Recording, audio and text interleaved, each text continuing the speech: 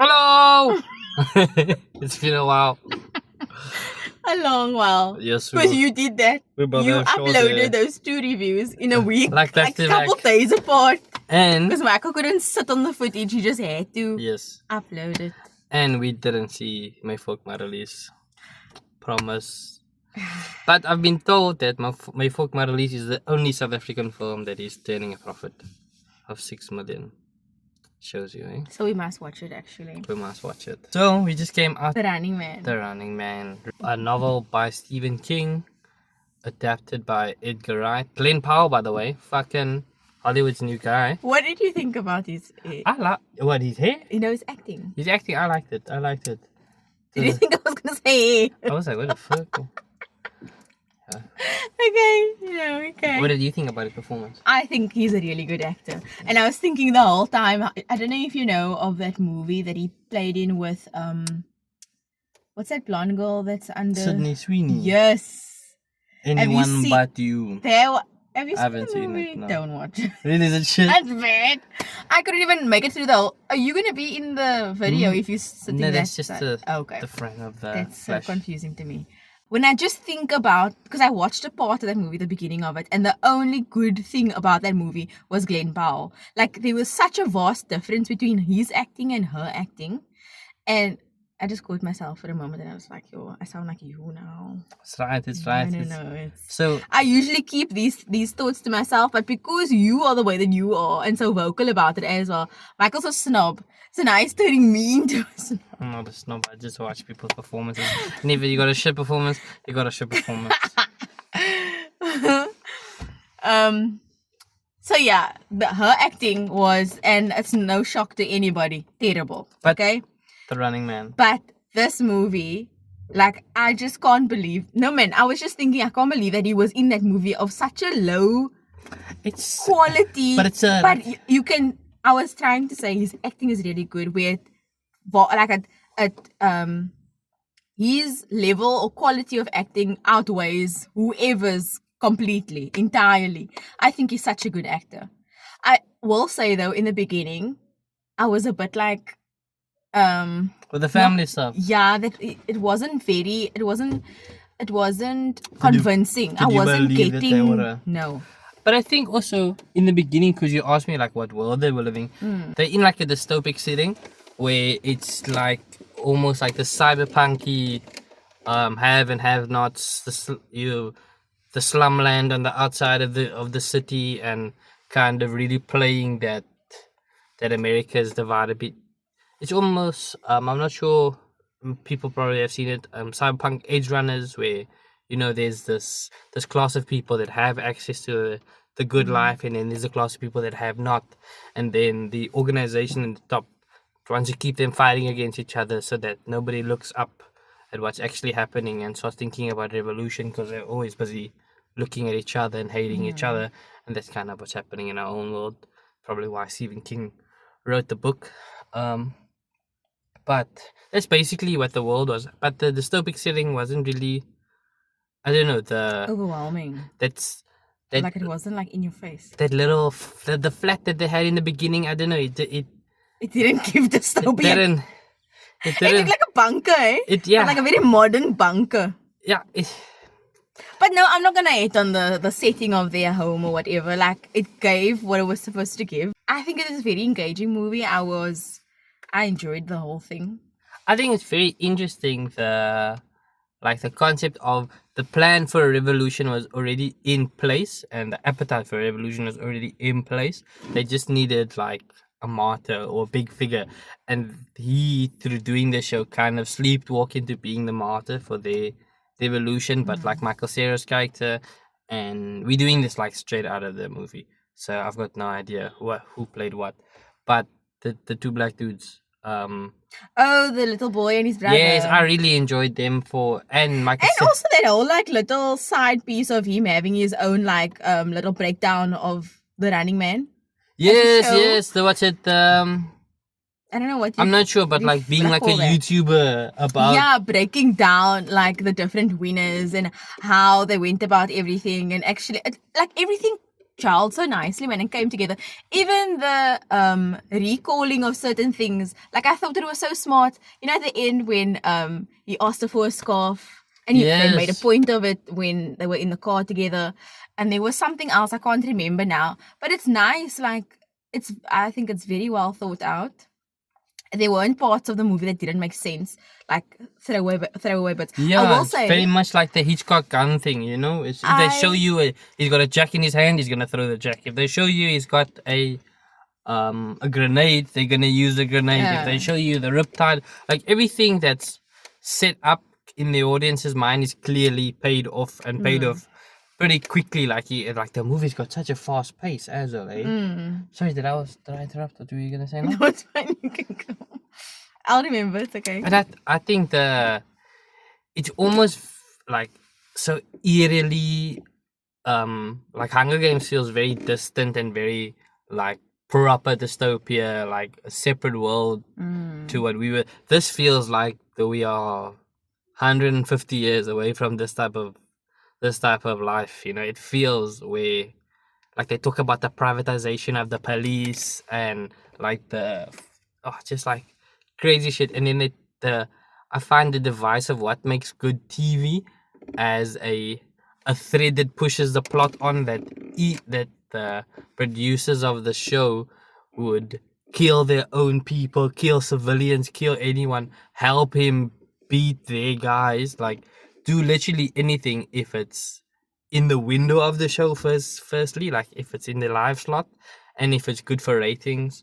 The way that they would manipulate what he's saying using AI and deepfake like stuff, that's also really really eerie. That's really eerie. I hope this movie doesn't become like a deeply ironic time capsule in a couple years, but yeah, it was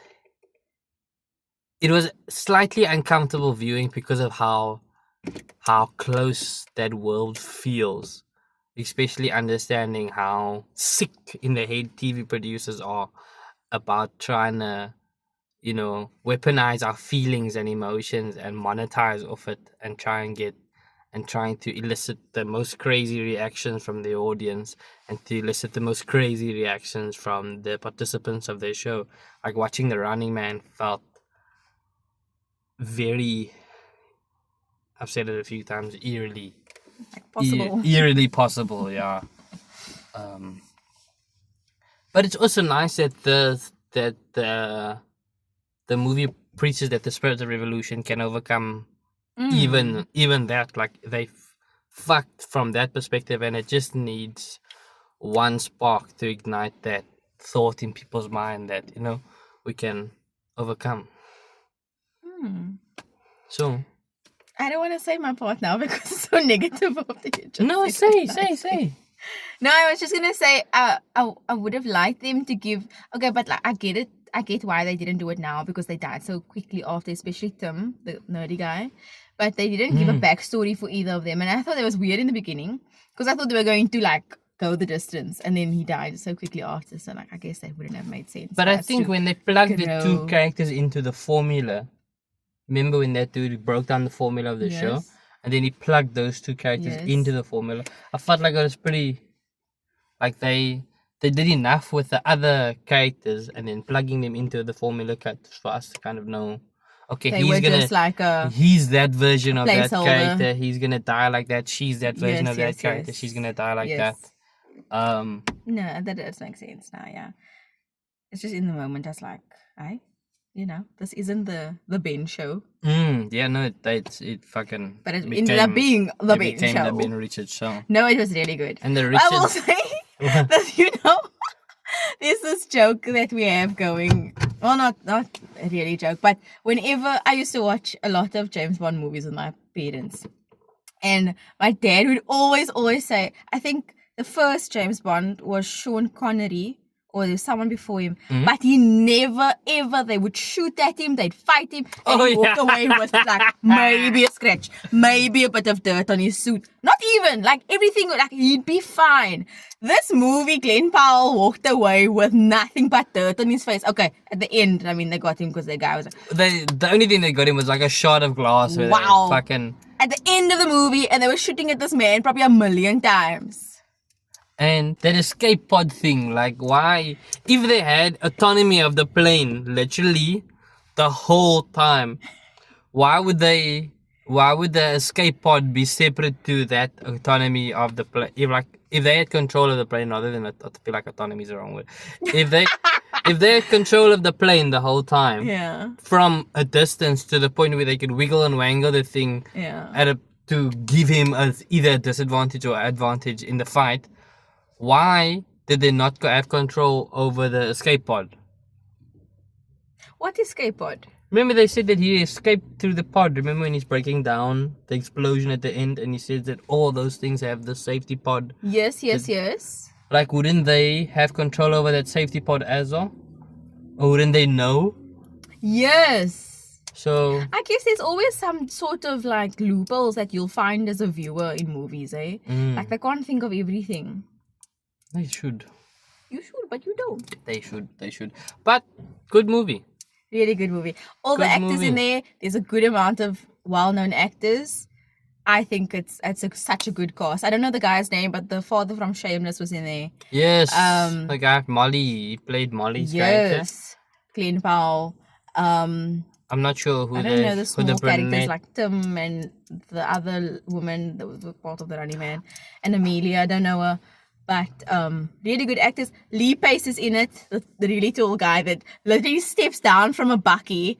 Is that his he's name? walking- Lee Pace. Lee Pace. Is he gay? He's good. Is he really But he's gay? a stunning man. Yes. Is he gay? But it doesn't matter.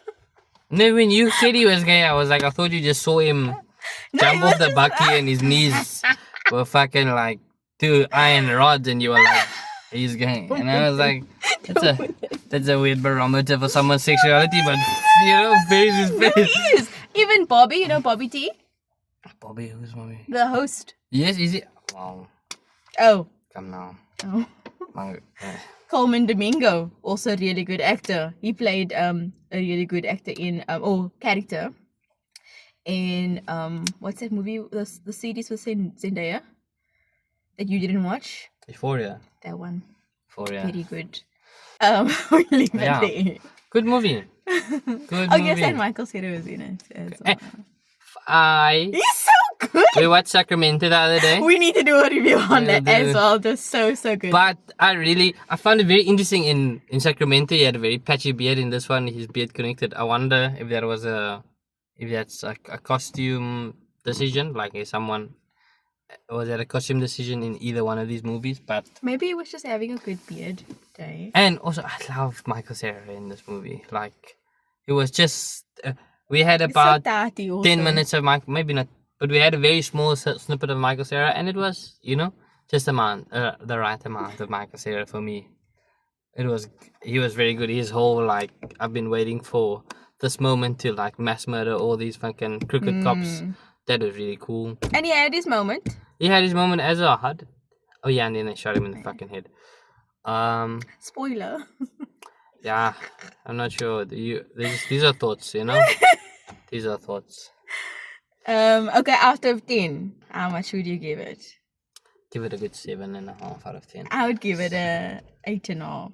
Really? I think it's That really high? good, yeah. For the action movie, I'm not really an action girly, but there are certain movies that just grip you. And while I was watching this, I was actually thinking, like, I haven't watched a good action movie that gripped me this much. Like I said, watched a lot of action movies with my parents, and it's all like movies from back in the day. So like, kind of like have a standard of what it should be like, what it should feel like, what it should make you feel. So this, I think this was a really, really good. And also, you said Edgar Wright directed Baby Driver, and I really enjoyed that movie as well. He hits out of the park. He made this horror movie that I walked out of because I didn't like horror, but I think you'll like it because it's Edgar Wright What's it and it's a called? horror movie. London something to do with Soho, the Soho thing. Yes. Wasn't. Michael's a baby. Yep. And he Don't- makes it a point to tell everybody that he doesn't like horror movies, and that's fine.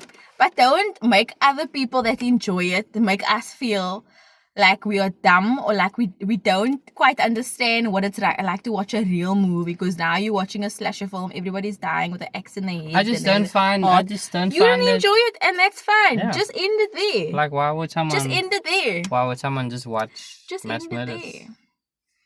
Yeah. Just end it there. Okay, I suppose we will end it there. Bye.